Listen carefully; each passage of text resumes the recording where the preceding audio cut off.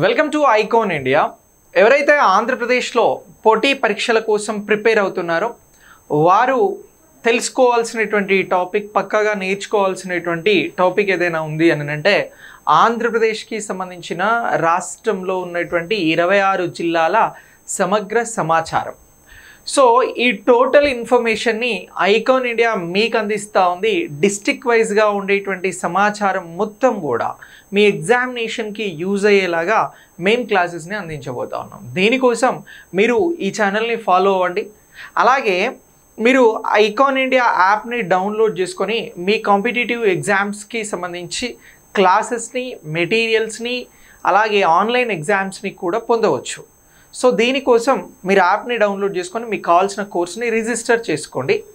ఇక మనం ఈరోజు ఈ ఆంధ్రప్రదేశ్కి సంబంధించినటువంటి 26 జిల్లాల సమగ్ర సమాచారానికి సంబంధించి మనం ఇంట్రడక్షన్ మాట్లాడదాం. ఆంధ్రప్రదేశ్ రాష్ట్రం గురించి మాట్లాడదాం. సో ఆంధ్రప్రదేశ్ రాష్ట్రం అనేది మనకి భారతదేశంలో ఆగ్నేయ తీరాన కనబడుతున్నటువంటి రాష్ట్రం. సో ఇక్కడ భారతదేశానికి సంబంధించి మనం ఈ తీరాన్ని మొత్తం కూడా ఆగ్నేయ తీరంగా గుర్తించడం జరుగుతోంది. ఈ సైడ్ని ఆగ్నేయము అని అంటున్నాం. సో ఈ ఆగ్నేయంకి సంబంధించినటువంటి ఆగ్నేయ భారతంలో మనకి ఆంధ్రప్రదేశ్ రాష్ట్రం అనేది ఇలా కనిపిస్తున్నటువంటి రాష్ట్రం, ఇలా జాగ్రఫికల్గా స్థానం పొందినటువంటి రాష్ట్రం. మరి ఈ రాష్ట్రానికి సంబంధించి స్టేట్ లెవెల్ ఎగ్జామ్స్ జరిగిన, పోలీస్ కానిస్టేబుల్ ఎగ్జామ్స్ అయినా, ఇతర పోటీ పరీక్షలు ఏవైనా కూడా ఎగ్జామ్స్లో స్టేట్ పాయింట్ ఆఫ్ వ్యూలో క్వశ్చన్స్ ఉంటాయి. అవి మనం చేసేలాగా అన్ని అంశాలను కవర్ చేయబోతా ఉన్నాం. సో దీనికి సంబంధించి ఈ ఆగ్నేయ తీరంలో ఉన్నటువంటి ఆంధ్రప్రదేశ్ రాష్ట్రానికి సంబంధించినటువంటి లాంగిట్యూడ్, లాటిట్యూడ్స్ ఏంటి అని చెప్పేసి అడుగుతారు. అక్షాంశాలు, రేఖాంశాలకి సంబంధించినటువంటి పాయింట్ ఆఫ్ వ్యూలో మనల్ని ఎగ్జామినేషన్ పాయింట్ ఆఫ్ వ్యూలో క్వశ్చన్ అడగడానికి అవకాశం ఉంటుంది. అలాగే ఆంధ్రప్రదేశ్కి సంబంధించినటువంటి జాగ్రఫీ, ఆంధ్రప్రదేశ్కి సంబంధించినటువంటి ఒక్కొక్క జిల్లాకి, ఆంధ్రప్రదేశ్ రాష్ట్రానికి ఉన్నటువంటి చారిత్రాత్మక నేపథ్యం, ఆంధ్రప్రదేశ్ రాష్ట్రానికి సంబంధించినటువంటి పర్యాటక ప్రదేశాలు, ఆంధ్రప్రదేశ్ రాష్ట్రంలో ఉన్నటువంటి వ్యవసాయ అనుబంధానికి సంబంధించినటువంటి ఆర్థిక వ్యవస్థ, ఆంధ్రప్రదేశ్లో ఉన్నటువంటి పరిశ్రమలు, ఆంధ్రప్రదేశ్లో ప్రత్యేక స్థానం పొందినటువంటి వ్యక్తులు, ప్రదేశాలు, ఇలాంటివన్నీ కూడా మనం డిస్కస్ చేయబోయేటువంటి ప్రతి జిల్లా సమాచారంలో నేర్చుకుంటాం. సో ఈ డిస్ట్రిక్ట్ ఇన్ఫర్మేషన్ అనేది మీకు ఎగ్జామినేషన్ పాయింట్ ఆఫ్ వ్యూలో చాలా ఉపయోగపడుతుంది. సో ఈ పాయింట్ ఆఫ్ వ్యూలో ముందుగా మనం ఆంధ్రప్రదేశ్ రాష్ట్రానికి సంబంధించినటువంటి సమాచారం, ఇన్ఫర్మేషన్ గురించి తెలుసుకుందాం. సో ఇందులో మనం ఫస్ట్ చూడాల్సింది మన రాష్ట్రానికి సంబంధించినటువంటి మ్యాప్. సో ఈ మ్యాప్ అనేది మన ఆంధ్రప్రదేశ్ రాష్ట్రానికి సంబంధించినటువంటిది. గతంలో ఉన్నటువంటి 13 జిల్లాలు కాస్త ఇప్పుడు 26 జిల్లాలుగా మారాయి.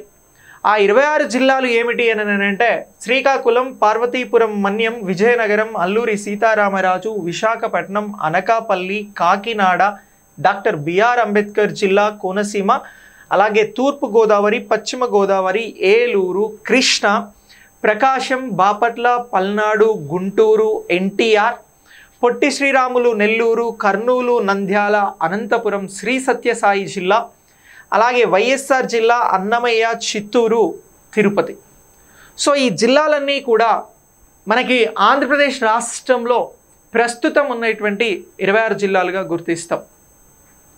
మరి ఆంధ్రప్రదేశ్ రాష్ట్రానికి సంబంధించిన 26 జిల్లాలు మనకి తెలుసు కాబట్టి ఈ ఒక్కొక్క జిల్లాను కూడా మనం చాలా వివరణాత్మకంగా నేర్చుకుంటాం.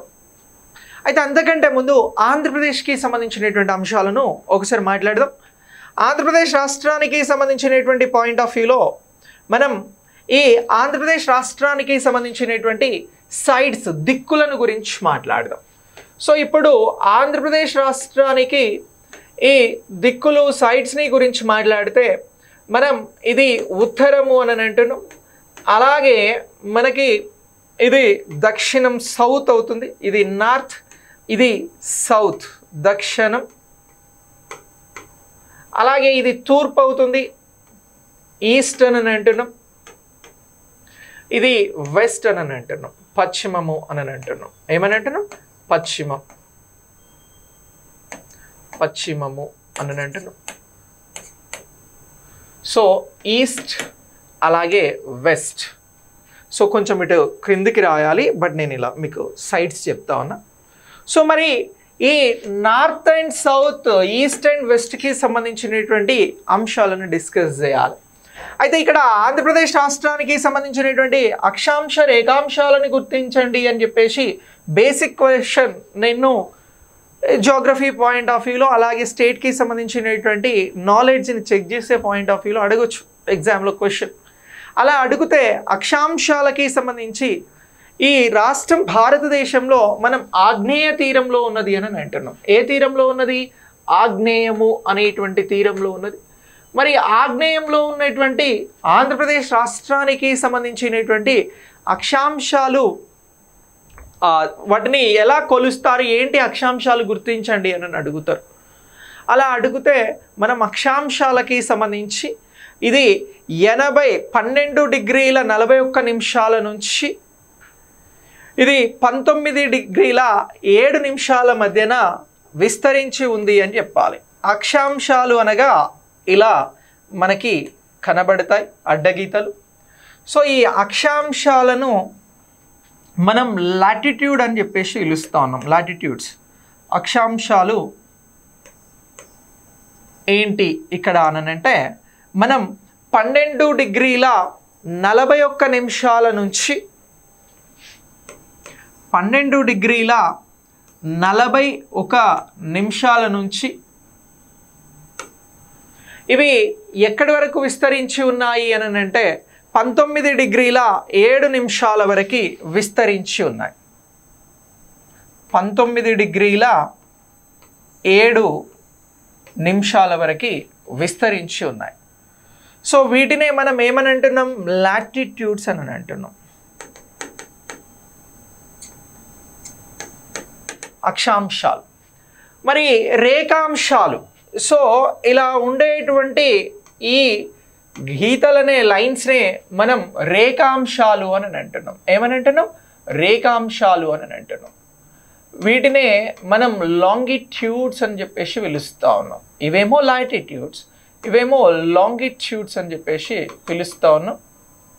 సో ఈ లాంగిట్యూడ్స్కి సంబంధించి ఎంత నుంచి ఎంతవరకు విస్తరించి ఉన్నది ఆంధ్రప్రదేశ్ రాష్ట్రం, ఏ లాంగిట్యూడ్స్లో ఉంది అని చెప్పేసి క్వశ్చన్ అడిగితే, ఏ రేఖాంశాల మధ్యన ఉన్నది అని అడిగితే మనం ఇది 76 డిగ్రీల 50 నిమిషాల నుంచి 76 డిగ్రీల 50 నిమిషాల నుంచి 76 డిగ్రీల 50 నిమిషాల నుంచి ఎక్కడి వరకు విస్తరించి ఉంది అని అంటే 84 డిగ్రీల 40 నిమిషాలు. 84 డిగ్రీల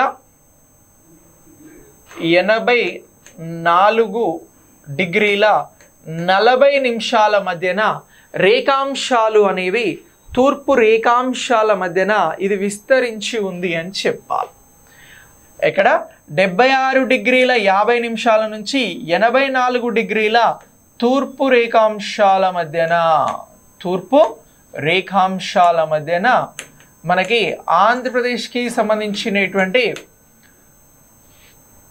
ఇగో ఈ రేఖాంశాలు అనేవి ఇలా కనబడుతున్నవి అనేటువంటి అంశాన్ని ఇక్కడ గుర్తుంచుకోవాలి. అక్షాంశాలేమో 12 డిగ్రీల 41 నిమిషాల నుంచి 19 డిగ్రీల 7 నిమిషాల మధ్యన, రేఖాంశాలు 76 డిగ్రీల 50 నిమిషాల నుంచి 84 డిగ్రీల 40 నిమిషాల మధ్యన విస్తరించి ఉన్నాయి అనేటువంటి అంశాన్ని మనం ఇక్కడ గుర్తుంచుకోవాలి. సో ఇప్పుడు ఆంధ్రప్రదేశ్కి సంబంధించిన అక్షాంశ రేఖాంశాలు మనకు తెలుసు. మరి ఈ ఆంధ్రప్రదేశ్కి సంబంధించినటువంటి సరిహద్దులను గుర్తించండి, ఆంధ్రప్రదేశ్ రాష్ట్రానికి ఉన్నటువంటి సరిహద్దులను గుర్తించండి అని చెప్పేసి క్వశ్చన్ అడుగుతారు. అలా అడిగితే మనం ఒకసారి సరిహద్దులను గుర్తించాల్సి ఉంటుంది. సో భారతదేశానికి ఆగ్నేయంగా ఉన్నటువంటి ఆంధ్రప్రదేశ్ రాష్ట్రంలో ఈ ఉత్తరం వైపున, ఏది ఈ ఉత్తరానికి సంబంధించినటువంటి ఈ ప్రాంతం అంతా ఉత్తరమే, నార్త్ అని అంటున్నాం. నార్త్లో ఏ రాష్ట్రాలు సరిహద్దులను పంచుకుంటున్నాయి అని అంటే తెలంగాణ, ఛత్తీస్గఢ్, అలాగే నెక్స్ట్ మరొక రాష్ట్రం ఏంటి అని అంటే ఒడిషా. సో ఈ 3 రాష్ట్రాలు మనకి నార్త్ ఉత్తరాన సరిహద్దులను పంచుకుంటున్నటువంటి రాష్ట్రాలుగా గుర్తుంచుకోవాలి. ఆంధ్రప్రదేశ్కి ఉత్తర రాష్ట్రాలు ఉత్తరాన సరిహద్దులుగా ఏ రాష్ట్రాలు ఉన్నవి గుర్తించండి అని అంటారు. అలా అంటే 3 రాష్ట్రాలు ఉన్నవి. ఏవేవి? తెలంగాణ, ఛత్తీస్గఢ్, ఒడిషా అనేటువంటి రాష్ట్రాలు ఆంధ్రప్రదేశ్కి ఉత్తరాన కనిపించేటువంటి సరిహద్దు రాష్ట్రాలు అని గుర్తుంచుకోవాలి. ఇక నెక్స్ట్ ఆంధ్రప్రదేశ్కి సంబంధించి ఉత్తరాన ఈ సరిహద్దులు ఉంటే మరి దక్షిణాన ఉన్నటువంటి సరిహద్దులు ఏమిటి అని చెప్పేసి అడుగుతారు. అలా అడిగితే మనం దక్షిణాన కంప్లీట్ ఇక్కడ సౌత్లో మనకి తమిళనాడు రాష్ట్రం అనేది సరిహద్దులను పంచుకోవడం జరుగుతూ ఉంది. ఏది అని అంటున్నాం? తమిళనాడు అనేటువంటి రాష్ట్రం ఇక్కడ సరిహద్దులను పంచుకుంటా ఉంది.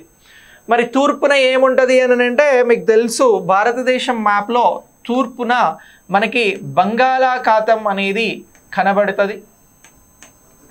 ఇక నెక్స్ట్ పశ్చిమాన ఏముంటుంది ఈ రాష్ట్రానికి సరిహద్దులుగా అని అంటే పశ్చిమాన మనకి కర్ణాటక అనేటువంటి రాష్ట్రం సరిహద్దులను పంచుకోవడం జరుగుతూ ఉంది. ఏ రాష్ట్రము అని అంటున్నాం? కర్ణాటక అనేటువంటి రాష్ట్రము సరిహద్దులను పంచుకోవడం జరుగుతూ ఉంది ఆంధ్రప్రదేశ్ రాష్ట్రానికి అని చెప్పేసి మీరు గుర్తుంచుకోండి. ఇవి ఇంపార్టెంట్. ఈ పాయింట్ ఆఫ్ వ్యూలో మిమ్మల్ని బిట్ అడగడానికి కూడా అవకాశం ఉంటుంది. ఒకసారి ఈ మ్యాప్లో చూడండి, నేను క్లియర్గా చూపెడతాను. ఇక్కడ ఆంధ్రప్రదేశ్ అనేటువంటి రాష్ట్రం మనకు మొత్తం భారతదేశంలో ఆగ్నేయం సైడున ఉన్నది. ఇది ఆగ్నేయం. ఓకే, సో ఇక్కడ సరిహద్దులను మీరు ఒకసారి అబ్జర్వ్ చేస్తే ఇగో దీనిని మనం ఏమని అంటున్నాము? ఇది తెలంగాణ. అలాగే ఇక్కడ బార్డర్ అనేది ఇగో ఛత్తీస్గఢ్ రాష్ట్రం ఉంది. ఇగో ఇది పంచుకుంటా ఉంది ఛత్తీస్గఢ్ రాష్ట్రం. ఇక నెక్స్ట్ ఇదంతా వచ్చి మనకి ఒడిషాకి సంబంధించినటువంటి స్టేట్. క్లియర్? ఇదంతా కూడా మనకు కంప్లీట్ నార్త్ ఈస్ట్ నార్త్గా గుర్తించాల్సి ఉంటుంది. ఇక నెక్స్ట్ ఇగో ఇదంతా మనం ఇది నార్త్ అనుకున్నాం కాబట్టి ఇక్కడ ఇది ఈస్ట్. ఇదంతా కూడా మనకి బంగాళాఖాతంగా ఉంటుంది అనేటువంటి అంశంను గుర్తుంచుకోండి. ఇక నెక్స్ట్ దీని తర్వాత ఇక్కడ మనకి సౌత్, కంప్లీట్ సౌత్లో తమిళనాడు అనేటువంటి రాష్ట్రం ఇక్కడ సరిహద్దును పంచుకుంటా ఉంది. ఇక ఈ బిట్ అంతా కూడా మనకి వెస్ట్ సైడ్ ఇదంతా కూడా కర్ణాటక పంచుకోవడం జరుగుతూ ఉంది సరిహద్దులను అనేటువంటి అంశాన్ని ఇక్కడ మీరు గుర్తుంచుకోండి. ఇది మ్యాప్ పాయింట్ ఆఫ్ వ్యూలో ఆంధ్రప్రదేశ్కి సంబంధించిన సరిహద్దులను గుర్తించండి అని చెప్పేసి క్వశ్చన్ అడుగుతారు. అలా క్వశ్చన్ అడిగినప్పుడు దీనికి సంబంధించి మీరు ఆన్సర్ అనేది చేయాల్సి ఉంటుంది. సో ఇలా ఈ ఆంధ్రప్రదేశ్ రాష్ట్రం అనేది మనకి భారతదేశంలో ఎన్నవ అతిపెద్ద రాష్ట్రము అని అంటారు. ఆంధ్రప్రదేశ్ రాష్ట్రం అనేది మనకి భారతదేశంలో ఎన్నవ అతిపెద్ద రాష్ట్రము అని అంటే ఇది 7వ అతిపెద్ద రాష్ట్రంగా గుర్తుంచుకోవాలి. ఎన్నవ రాష్ట్రము అని అంటున్నాం? 7th ప్లేస్లో ఇక్కడ జోగ్రఫికల్గా 7వ అతిపెద్ద రాష్ట్రంగా మనకి ఆంధ్రప్రదేశ్ రాష్ట్రము ఉన్నది అనేటువంటి అంశాన్ని గుర్తుంచుకోండి, ఇంపార్టెంట్. ఇక జనాభా పరంగా ఆంధ్రప్రదేశ్ రాష్ట్రం ఏ స్థానంలో ఉన్నది అని అంటే ఈ ఆంధ్రప్రదేశ్ రాష్ట్రానికి సంబంధించి జనాభా పరంగా, పాపులేషన్ పరంగా, సో ఇక్కడ జనాభా పరంగా 10వ స్థానంలో ఆంధ్రప్రదేశ్ రాష్ట్రం అనేది ఉన్నది అనేటువంటి అంశాన్ని మనం ఇక్కడ గుర్తుంచుకోవాలి. ఇక నెక్స్ట్ ఆంధ్రప్రదేశ్ రాష్ట్రానికి తీర ప్రాంతం ఉంది. తీర ప్రాంతాల పాయింట్ ఆఫ్ వ్యూలో అంటే కోస్టల్ ఏరియా పాయింట్ ఆఫ్ వ్యూలో ఎన్ని కిలోమీటర్ల విస్తీర్ణంతో ఆంధ్రప్రదేశ్ ఏ స్థానంలో ఉన్నది అని అంటారు? అలా అడిగితే 2వ స్థానంలో ఆంధ్రప్రదేశ్ రాష్ట్రం ఉన్నది అని చెప్పేసి చెప్పాలి. సో అతిపెద్ద లేదా అతి పొడవైనటువంటి 2వ తీర ప్రాంతాన్ని కలిగినటువంటి రాష్ట్రం ఆంధ్రప్రదేశ్ రాష్ట్రం. సో ఇక్కడ ఇదంతా కూడా మనం తీర ప్రాంతం అని అంటున్నాం. సో తీర ప్రాంతం కలిగినటువంటి ఎన్నవ తీర ప్రాంతం? 2వ తీర ప్రాంతం కలిగినటువంటి రాష్ట్రంగా ఆంధ్రప్రదేశ్ అనేది ఉన్నది. మరి ఆంధ్రప్రదేశ్ తీర ప్రాంతం పొడవెంత అని అంటే ఆంధ్రప్రదేశ్ తీర ప్రాంతానికి సంబంధించినటువంటి పొడవు 1053 కిలోమీటర్లు అని అంటున్నాం. సో ఇటీవల లెక్కలు మారినాయి. ఈ 1053 కిలోమీటర్లను మీరు గుర్తించాల్సి ఉంటుంది ఇటీవల మారినటువంటి లెక్కల ప్రకారం. మరి ఆంధ్రప్రదేశ్ కంటే పొడవైన తీర ప్రాంతం కలిగినటువంటి రాష్ట్రంగా మనకి ఇక్కడ ఉన్నటువంటి గుజరాత్ రాష్ట్రం ఉంటుంది. సో గుజరాత్ రాష్ట్రం అనేది అతిపెద్ద కోస్టల్ లైన్ ఉన్నటువంటి రాష్ట్రంగా భారతదేశంలో ఉన్నది. గుజరాత్ తర్వాత రెండవ స్థానంలో ఆంధ్రప్రదేశ్ ఉన్నది. మరి గుజరాత్కి సంబంధించినటువంటి తీర ప్రాంతం పొడవు ఎంత అని అంటే 2340.62 కిలోమీటర్ల విస్తీర్ణంతో ఇక్కడ గుజరాత్ ఉన్నది. గుజరాత్ తర్వాత రెండవ స్థానంలో ఆంధ్రప్రదేశ్ రాష్ట్రం ఉన్నది అనేటువంటి అంశాన్ని మనం ఇక్కడ గుర్తించాల్సి ఉంటుంది. సో ఇలా ఈ ఆంధ్రప్రదేశ్ రాష్ట్రానికి సంబంధించి రాజధానిగా ప్రస్తుతం ఏదున్నది అని అంటే అమరావతి ఉన్నది. సో ఇలా ఈ అమరావతి రాజధానితోటి రాష్ట్రంగా కొనసాగుతున్నటువంటి ఆంధ్రప్రదేశ్ రాష్ట్రానికి సంబంధించి ఇక్కడ ఒక చారిత్రక నేపథ్యం ఉన్నది. సో ఈ చారిత్రక నేపథ్యంతో పాటు ప్రసిద్ధి చెందిన ప్రాంతాలు ఆంధ్రప్రదేశ్లో కనబడతాయి. ఆంధ్రప్రదేశ్ రాష్ట్రానికి సంబంధించినటువంటి చారిత్రక నేపథ్యం, ప్రసిద్ధ ప్రాంతాలను గురించి మనం నెక్స్ట్ క్లాస్లో మాట్లాడదాం. ఇక్కడి వరకు కాంటెంట్ని అప్డేట్ చేసుకోండి. సో ఇందులో మనం డిస్కస్ చేసినటువంటి అక్షాంశాలు, రేఖాంశాలు, ఇందులో మనం మాట్లాడినటువంటి ఆంధ్రప్రదేశ్ రాష్ట్రానికి సంబంధించినటువంటి సరిహద్దు రాష్ట్రాలు, బార్డర్ స్టేట్స్ అనేవి చాలా చాలా ఇంపార్టెంట్, గుర్తుంచుకోండి. అలాగే ఆంధ్రప్రదేశ్కి సంబంధించి తీరరేఖ పొడవు, ఆంధ్రప్రదేశ్లో ఉన్నటువంటి జిల్లాలు, ఇవన్నీ కూడా ముఖ్యమైనటువంటి అంశాలుగా ఎగ్జామినేషన్ కోసం అప్డేట్ అవ్వండి. నెక్స్ట్ క్లాస్లో మళ్ళీ కలుద్దాం. Thanks for watching. వీడియో నచ్చినట్లయితే లైక్ చేసి మీ మిత్రులకు షేర్ చేయండి. Thank you.